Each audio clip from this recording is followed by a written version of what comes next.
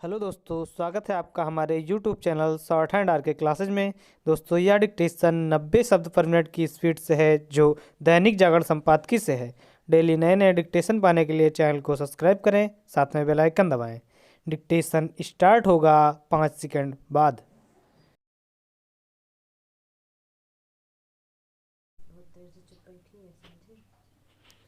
Start. अर्थव्यवस्था को पटरी से उतार देने वाली महामारी के बीच आए आम बजट ने केवल नए टैक्स की आशंका को ही दूर नहीं किया, बल्कि ऐसे कई सुधारों की राह भी खोली जिनकी प्रतीक्षा एक अरसे से की जा रही थी।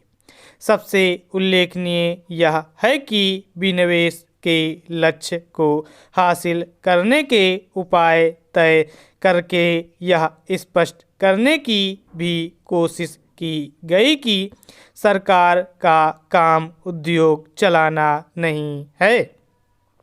यह विचित्र है कि जब न्यूनतम सरकार अधिकतम क्षमता की अवधारणा को साकार करने की दिशा में ठोस कदम उठाए जा रहे हैं, तब विपक्षी दल यह शोर मचाने में लगे हुए हैं कि सरकारी कंपनियों को बेचा जा रहा है। हास्यास्पद यह है कि इनमें वह कांग्रेस भी शामिल है, जिसने अपने समय में विनिवेश नीति को आगे बढ़ाया।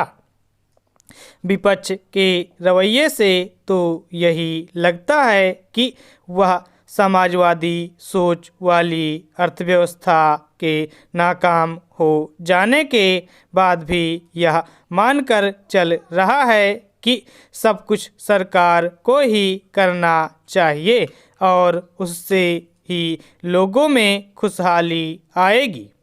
7 दशक बाद भी यह सोच राजनीतिक दिवालियेपन का परिचायक है। यदि भारत के साथ स्वतंत्र हुए अन्य देश आर्थिक प्रगति में आगे निकल गए, तो इसी कारण कि वहाँ की सरकारों ने सब कुछ खुद करने की नीति नहीं अपनाई।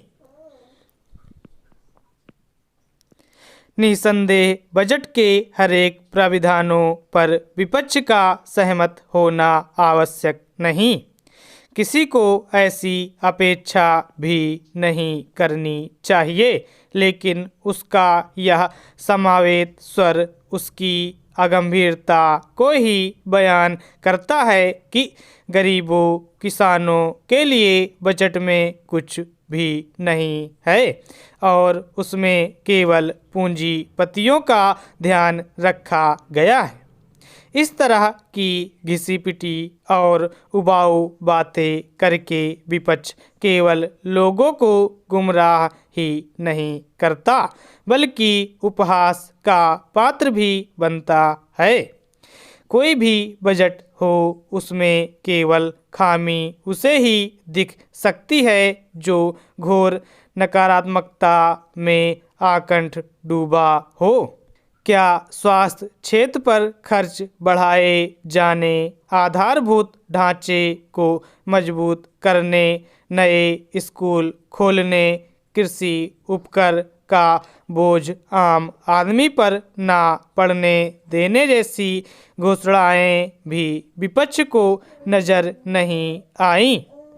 यह सही है कि आयकर दाताओं को कोई राहत नहीं मिली, लेकिन क्या यह महत्वपूर्ण नहीं कि महामारी के चलते अर्थव्यवस्था के पस्त होने के बाद भी कोई नया टैक्स नहीं लगाया गया? इसकी भी अनदेखी नहीं की जानी चाहिए कि बजट के जरिए न्यूनतम समर्थन मूल्य यानी एमएसपी खत्म करने की किसानों को बरगलाने वाली बातों को अफवाह साबित किया गया है। उचित यही है कि बजट पर व्यर्थ की आलोचना की परवाह किए बिना सरकार उसमें की गई घोषणाओं पर अमल के लिए अपनी प्रतिबद्धता का परिचय दे। स्टॉप।